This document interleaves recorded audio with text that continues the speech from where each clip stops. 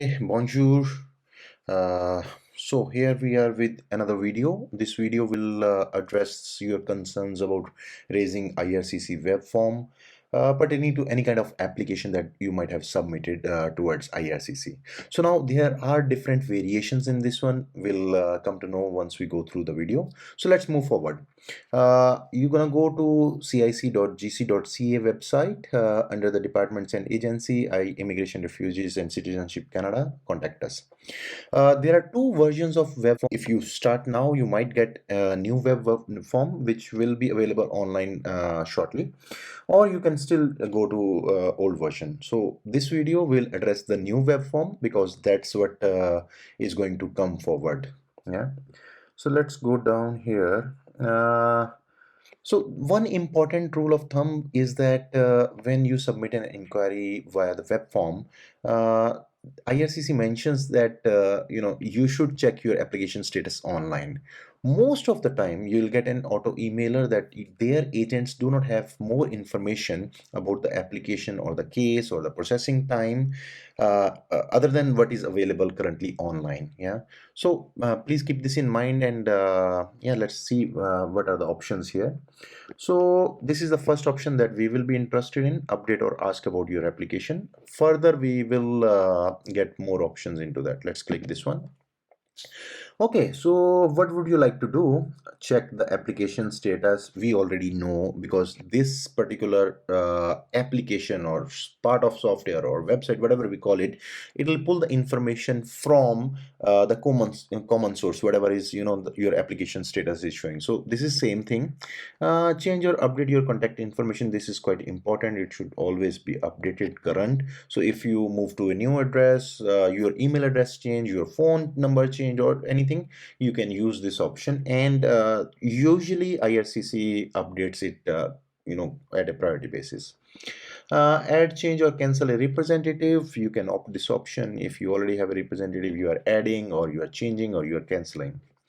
Okay, this one is quite important. Add a document to your application. It could be used in a number of ways. For instance, you submitted your application, but some of the documents were not clear in the scanning, or okay, this document submission is voluntary, or on your own. IRCC haven't asked you for these documents. If they would have asked, they would have given you a dedicated link. So for instance, your status has changed, or there is a new family member, or you want to add additional details, or whatever reasons for your expedition, or you want to submit additional information, you use this one. We won't go into this one because the options we are going to use, that will also cover this particular option. Ask for urgent processing for your permanent resident card. This option is only available for PR card as of now, not for others. And withdraw or cancel your application, schedule or change the date of time of your application, appointment, interview, or test, or others. Any other request you want to raise which is not being captured in these broad fields, you can use this one. Let's go through video. The purpose of this video is about withdraw or cancel your application, so let's go through this one. Once you click, that's an important notification that IRCC might or might not be able to refund if you withdraw your application. Let's see which fee they will be able to refund if we withdraw our application. So it takes us here. If I withdraw my application, will I get refund? So one thing, that whatever fee you pay towards IRCC, it's a combination of different elements. Yeah. So one important aspect is, if they haven't started processing the application, they can refund whole fee. But if they have already started processing the application, they can only refund PR fee, citizen fee, open work permit fee, employer compliance fee, IEC fee. Apart from that, they won't be able to refund anything if they have already started processing the application. But if they haven't already started the application processing, they can refund entirely, based upon that. Most of the cases, if we look at history and refund rate of IRCC, they usually refund if you decide to withdraw your application. Let's go back to application and continue to form. Okay, so this is very simple form. You need to, input some information, click some radio buttons, and then we'll be done. So most probably you are the principal applicant. If you are not, you could be representative or writing on behalf of principal applicant. So I'm selecting this option as of now, continue to form. I'll not put any names here, but I'll walk you through. Tell us about the principal applicant, first name, last name, email address, very simple, date of birth, year, month, day, country or territory of birth. You select this one. Very important thing that I like to highlight here is it mentions that fill in only one of these three fields: application number, unique client identifier, or passport number. But in certain cases, you could have multiple applications against the one UCI. For instance, you might have submitted one application and then uh, realize you wanted to submit another application because there was some error in that and you couldn't correct it. So you created another application. Now you want to withdraw the first application and ask for a refund. So in that case, what I'll recommend is you put your application number as well as UCI. Yeah, so you put your application number here. You can find your application number, your UCI, when you log into GCKey. It's in the right hand corner where you have all your details, including your biometrics. What did you apply for? Yeah, it could be refugee, temporary residence, all, work permit, open work permit, spousal work permit, spousal open work permit, study permit, then your visitor records, all those will come under temporary residence. So you select it accordingly from there. And then what application did you submit? You select it from there, whether it's ETA, TR, work permit, study, all those, IEC, temporary resident permit, global skill strategy. So whatever it is, you select that option from here. UCI, since we haven't put our application number in here, it's putting an asterisk against UCI. But yeah, you put application number and then also you can put in UCI along with that. So it's good to provide 2 out of 3 rather one out of 3. Yeah. What country you were residing or living in when you submitted your application, you put into that one. Your nationality, passport number, won't be required. It says only one of 3. So maybe, if you want to use, you can use these two guys. Then issuing authority for your passport. Okay, you select that one. How did you apply? Online, on paper, or at VAC?